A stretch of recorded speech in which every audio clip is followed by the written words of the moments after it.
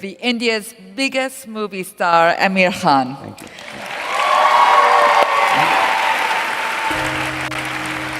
I mean, we are talking beyond the actions movies of James Bond and Daniel Craig. We are talking beyond the romances of Richard Gere. We are talking beyond the charms of George Clooney. We are talking, ladies and gentlemen, above and beyond all of that, a man who has been acting since the age of 9, who has conquered the hearts of 600 million, yes, 600 million Indians. This is half of the Indian population. This man has done it. Unbelievable. And in 2012, he surprises India, he surprises the world with launching a new TV talk show, Satyameva Jayati, that tackles social issues, taboos heads on. I mean, you just put yourself out there. What inspired you to do that? Well, a very good evening to everyone here. I think it started somewhere when I was a very small child, and it began with my mother, I think. My mother's been a big influence on me, and I'll narrate an incident of my life which stayed with me all along, and that's I used to play a lot of tennis when I was a kid, and competitive tennis, you know, state level, national level. I was pretty good at that time, and she knew how anxious I was about the game, how much I loved the game, and every time I had a match, she'd be waiting for me to come home. And when I would come home, she'd ask me, did you win, did you lose? Usually I would win, so my answer would be I won. And then after about 5 minutes, the first time she did it, it really shook me. After about 5 minutes, she would come and say to me, you know, the boy who lost to you today, he would have reached home about now, and his mom would have asked him the same question. And he would have said he lost. So his mother must be feeling really bad right now. And the first time she said that to me, it like really hit me. I mean, her ability to think for another, a woman she's never seen, never met, really hit home to me. And I don't think she was meaning to tell me or teach me anything. That's just how she is. And I think a lot of what I am is a result of her. I think the second person who's been a big influence on me is my friend Satyajit Bhatkal, who happens to be the director of the show. Satya and I were in school together. He was a topper in the class. I was the backbencher. And he was brilliant, so he had the world at his feet. He could do what he wanted. But after we passed out, he decided to work for other people. So he didn't become an engineer or a doctor or a chartered accountant, which he could have been, or MBA, whatever he wanted. He decided to spend his life, you know, working for people who were less privileged than he was. I got into films and got into acting, and my career took off, and I was... So each time I would meet him, I'd feel really guilty. I mean, I wasn't doing anything wrong. I was doing what I loved doing. But every time I met him, I used to feel, man, this guy is living for others, and I wish I could do half of what he's doing. And that kept troubling me. So I think a lot of all this finally resulted in what happened as SMJ, Satyameva Jayate. Television also grew strong in India at that time. And I reached a point in my career where I had earned a fair amount of goodwill, and I kept thinking that how can I contribute? You know, you wake up in the morning, you read the papers, and you read about injustice, you read about poverty, you read about people who are less privileged than you, and you want to really do something about it. I think most of us feel that way, and we don't know what to do. And I felt that for a number of years. And then I realized that I should do what I know best, and which is storytelling. And I should use the strength of storytelling to try and change minds and try and, you know, enrich perhaps the discussion on certain issues that we face as a society. And I saw that no one's really doing it on that kind of a scale, on a public platform. And I thought if I combine the strength of TV with the goodwill that I've earned, and you know, we try and actually combine journalism, investigative journalism, and storytelling. So we really research each topic and then bring it to the country of India and share what we have learnt with the people and hope that we can transform minds, hearts. You know, I always felt that there are two ways of bringing about change. One is top down, when you make laws and you tell people to follow them, or you make policies and you expect people to follow them.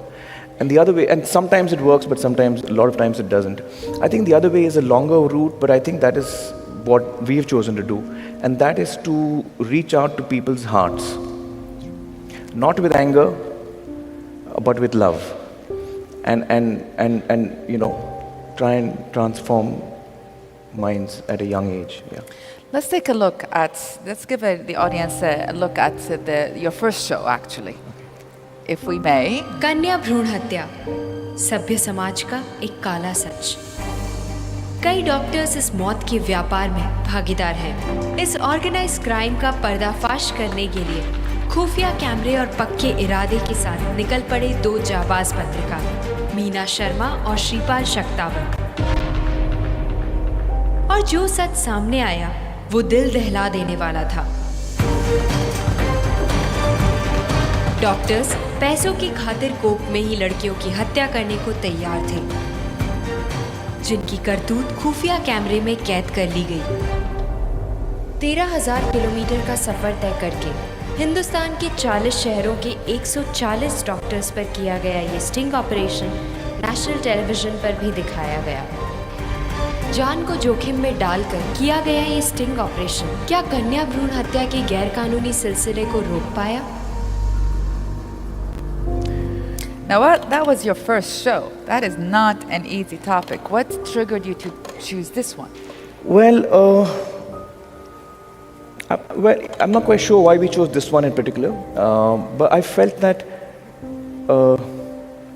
initially we had researched 4 topics. One was female feticide, and one was public health. The other was child sexual abuse. And so for some reason, I think we instinctively stuck with female feticide as our first episode. I also feel it's a huge problem in India, first of all, and it also connects with people on a very gut level. We chose to put the show forward not as a woman's problem, but as a mother's problem. You see, what we try to do is when we get the information that we have, we try and put it to people in a manner that, you know, gets them emotionally. So I don't start the show by saying, you know, today we're going to talk about female feticide. I start the show by saying, you know, I've often asked people who the most important person in their lives is, and usually people say my mother, and I feel the same. And I talk about motherhood and get people into a certain emotional state. And then I say, well, let's take a look at how we're treating our mothers today. And we meet our first guest, who is a mother who's been through 8 abortions in 6 years, forced abortions by her mother-in-laws and husband. And so when you're looking at her and you're hearing her story, you're looking at a mother and what a mother goes through. And then, of course, what a woman goes through when she's, you know, forced to go through an abortion. So I think that kind of really got people. You know, the first episode itself has a very strong emotional connect, is what we felt. And that's why I think we chose female feticide as our first episode. And you'll be happy to know that, you know, in 2011 was when the episode aired. And before that, the census that was carried out had a certain numbers. It was, the national average was 914 girl childs against 1,000 boys born every year. And it was sliding. It was sliding alarmingly. And certain states like Rajasthan and other states, Maharashtra, were very bad. 890, 880, you know, per 1,000 boys. You'll be pleased to know that these 2 states have revealed their numbers today after 3 years. Rajasthan and Maharashtra. And in both these states, the ratio has gone up by 50 to 60 points. So it's now around 950 to 1,000 boys. Wow, wow, wow. And I believe it's a combination of the show, which is reaching out to millions of people and talking to them, you know, emotionally. And it's also the governments, the Rajasthan government and the state government of Maharashtra really acted very, very dynamically. And it's a result of all of this, I think. And people actually reacting to it and deciding that they don't want to do this anymore, a lot of them. Now, it is illegal in India. Well, abortion is legal, but sex-selective abortion is illegal. And that itself is strange. I mean, in the US, I don't think there's a law in which you cannot ask your doctor what the sex of the baby is going to be. Because in the US, the doctor doesn't expect you to go and abort the child if it's a girl. So you don't need a law over here which tells you that. So in India, we have a law where you cannot ask the doctor what the sex of the child is. And the doctor is not allowed to tell you. So both the doctor and the parents could be in jail if they ask the question and that question is answered. Now this law is actually, it tells us what we are. This law is needed for us, unfortunately. Otherwise, you know, in other societies, you don't need this as a law. Usually you celebrate. I have a girl. Yeah. There's another law we have in India where as a criminal, you can't stand for elections. You need a law for that. I mean, it's sad. What I'm saying is sad. It's you know, it's like black humor, because if a criminal stands for elections anywhere in the world, he won't get a single vote. But in India, we have to have a law, because as Indians, we've in the past seen that we do end up voting for criminals. So we need to have a law which tells us you can't stand for elections if you're a criminal. So you see, these laws actually tell us also a lot about what we are, and yeah. That's true. That's true. Now you tackled another issue which sort of impacts almost every single Indian household, as I understand it, and that is the dowry issues. I want to have another segment of your show on that. Kerala के निलंबूर जिले में लड़कियों के माँ बाप पर शादी में हैसियत से बढ़कर खर्च करने का काफ़ी दबाव होता है। The 80% of the bank loan. 80% गरीब लोगों ने जो बैंक लोन लिया है वो लिया है सिर्फ अपनी बेटियों की शादी के लिए। कई बार बेटी का घर बसाने के लिए माँ बाप को अपना घर बेचना पड़ता है। कभी इस घर में एक खुशहाल परिवार बसता था, लेकिन बेटी की शादी पर किए खर्च और दहेज ने आज इस परिवार की ये दुर्दशा कर दी है। कितने अफसोस की बात है कि शादी जैसे रिश्ते में जहां घर बसाने की बात होती है, वहां दहेज की वजह से कितने घर उजड़ रहे हैं, बर्बाद हो रहे हैं। पर इससे भी ज्यादा दुख की बात यह है कि कई बार शादी में लड़के वालों का घर बसाने का, साथ में रहने का कोई इरादा ही नहीं होता। वो धोखे से शादी करते ही हैं सिर्फ इसलिए ताकि दहेज के पैसे ऐंठे जा सके। I mean, you put your neck out there completely. You know. Well, to contextualize it for people who live here in the US, I would imagine about 90 to 95% of people in India have either given dowry or taken dowry or both. So when you're communicating to the huge majority of the country and telling them that what they have been indulging in perhaps is not the best thing to do, and most probably the TV that they're watching your show on has also come in dowry.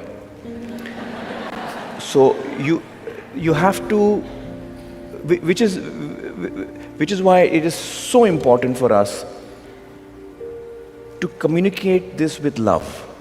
And we had this discussion very early on with the core team. I said, with what driving emotion are we doing this show? Are we doing this show with anger? Because then our conversation is different. And I'm not doing this with anger. I'm doing this with love, because I really feel that only with love can you actually, affect a person and bring about change. There are so many things that we need to, and we have to look inward, and I'm included in that. I'm not excluded in that. We have to look inward, at ourselves. But did it make people uncomfortable that you touched on these how did they respond?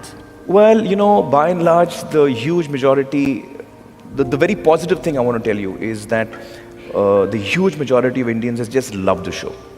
And that speaks a lot for what India is today. It speaks a lot for the fact that India wants to change. India is ready for change. I mean, I would have imagined, none of us had imagined a show which is picking such heavy topics would be so popular across the country. And the fact that it is so popular really speaks well for us as Indians today. That we have issues, we have problems, but we want to leave them behind. We want to come out of them, and we really want to move ahead and improve ourselves. I think that's what the success of the show tells us. Has there, like, how do you come up about choosing the subjects? I mean, We have a lot of fights. and I mean, are there subjects where you say we're not going to touch that? No, so far that's never been the case. We've picked really difficult topics as well. One of our really difficult topics was untouchability, which is a big issue in India. The constitution of our country says that we're all equal, but in reality, that's not so yet. It's a journey that we have to, it's still a journey that we are on to reach there. Sure, equality is an issue in a lot of societies, I think, but in India, because of the way the caste system is, it just makes it a lot more complicated. And that's a very touchy topic as well. It's a topic that people feel very emotionally about. And 15% of India, roughly 15% of India is Dalit, which is the untouchable caste. And so therefore 85% is not Dalit. And we are communicating with the 85% of country, speaking to them about, I mean, what are we doing? What are we doing? Is it right? Are we comfortable with it? You know, so how did you go about that? Well, I mean, in all our shows, in all our topics, we're just honest, but we do it with a lot of love. We do it with a lot of love, so that people, let me say this much, that while the majority of the people have loved our show, there has been a minority, probably in every topic, that doesn't like us. Like, there are a couple of men's organizations which hate me. They keep writing to me emails about men's problems and why don't you take up men's problems. So we did, in fact, in our last season, we picked up masculinity.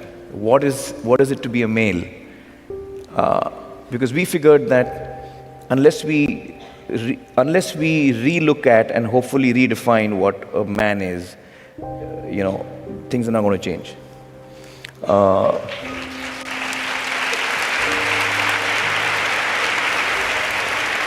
So women have changed, women are changing, but men don't manage to change by and large. By and large, we are a stubborn lot. So we thought we'd look at, what is a real man? Is a real man someone who goes and beats up people? Is a real man a person who's a protector? Is he the guy who's going to, so what's a real man? Is he? So I strongly feel that we have to, from the time that the child is born, you have to treat both children equally, whether it's a boy or a girl, and you have to allow the boy child to cry. You have to allow him to cry, because the first thing we tell a boy when he cries, don't cry. Are you a girl? Why are you crying? So he grows up feeling that I'm not supposed to cry. And when you tell the child not to cry, you're actually removing him further and further away from his emotions. He's feeling something and you're not allowing him to feel that. So you're distancing him from his emotions. And then you're surprised why he's beating up his wife, because the fact is that when you tell the child that it's perfectly all right to cry, it's perfectly all right to feel terrible, it's perfectly all right to feel scared. Most boys are told, hey, you can't feel scared. You're a boy. Are you scared of the dark? Come on, go to the roof alone. So boys feel scared, and we have to tell a small child of 4 that it's all right to be scared. And so that boys can grow up more sensitive. Right now we are creating boys, or we are working towards creating boys who grow up to be insensitive. So we have to change that, and that's what our show on masculinity was about. And I want to see this segment. Okay. It's actually my favorite show on the masculinity. दोस्तों, तो हम बात कर रहे थे कि 95% violent crimes के पीछे मर्दों का हाथ होता है। क्या बात है, क्या हम पैदाइशी ऐसे हैं?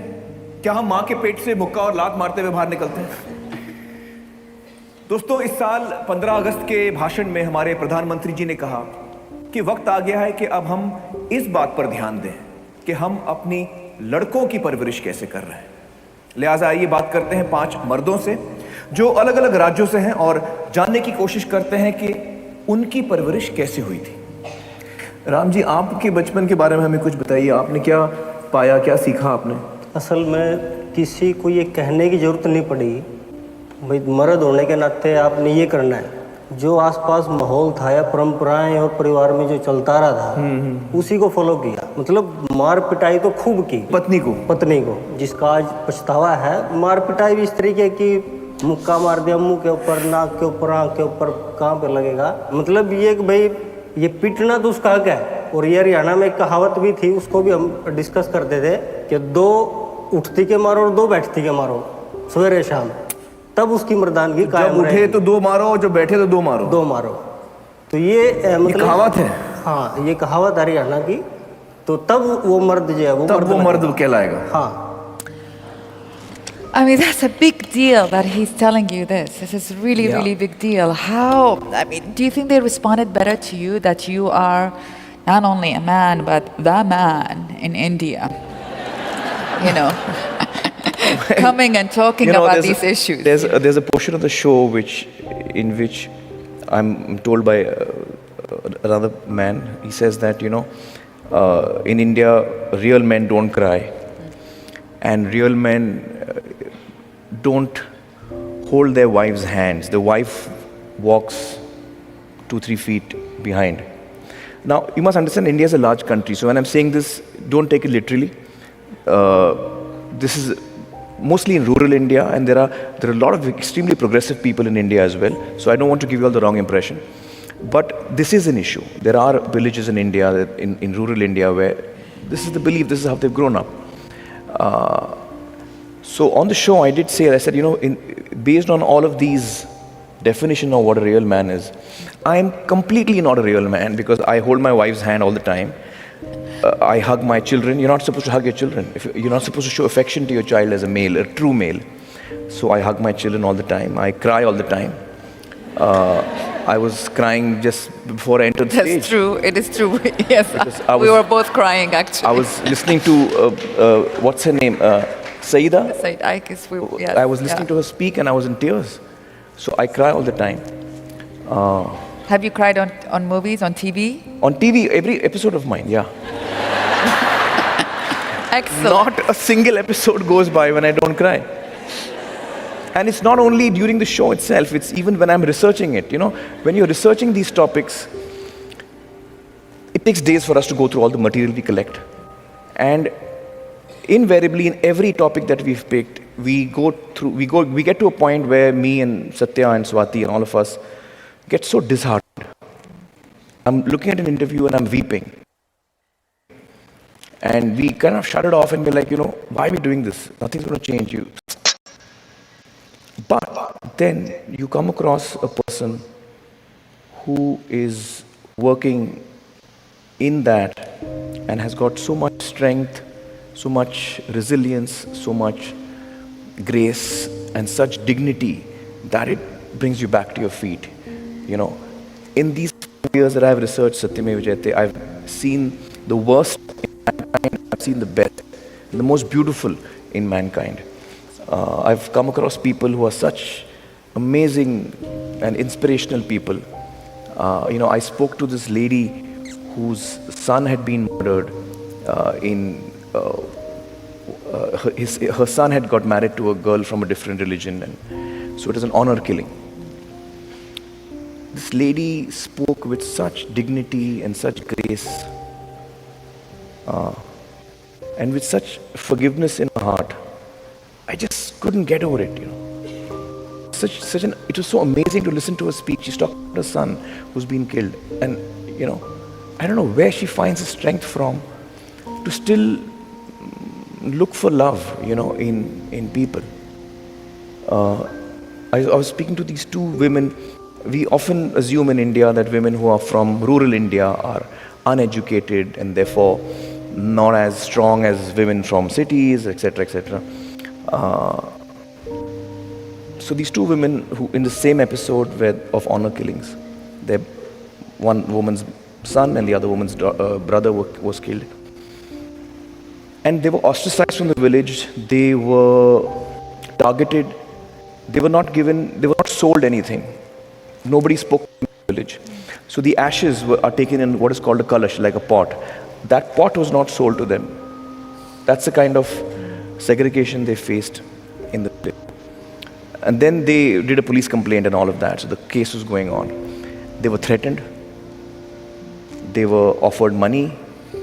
They were political pressure put on them. Every kind of pressure was put on them. But they didn't take the case back. And they fought the case. And they won the case, and those men are now convicted.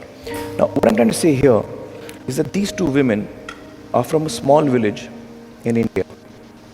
And the kind of courage they show in a city like Mumbai, when a political party announces that tomorrow is Mumbai Bandh, which means nobody dare go out of the house, we're going to stone every car that goes out, some kind of protest that they're doing. Nobody leaves the house. In a city like Mumbai, which is such a large city, nobody even knows who I am. We are all strangers in the city.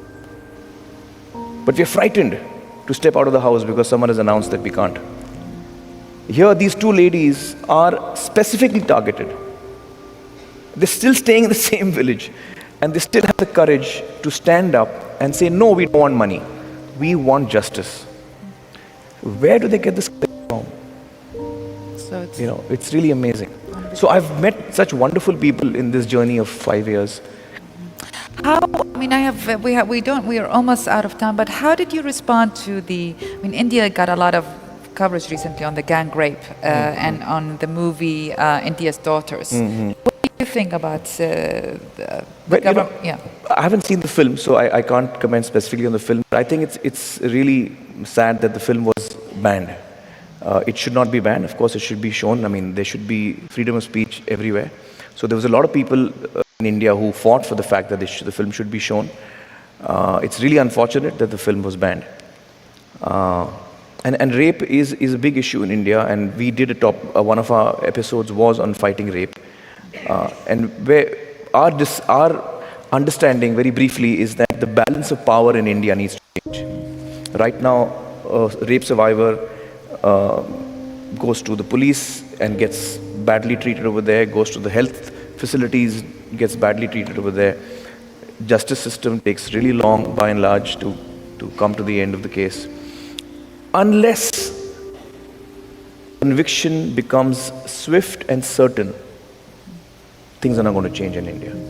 Unless conviction becomes swift and certain. And very, very importantly, as a society, we have to shun the rapist and hold the survivor close. Absolutely.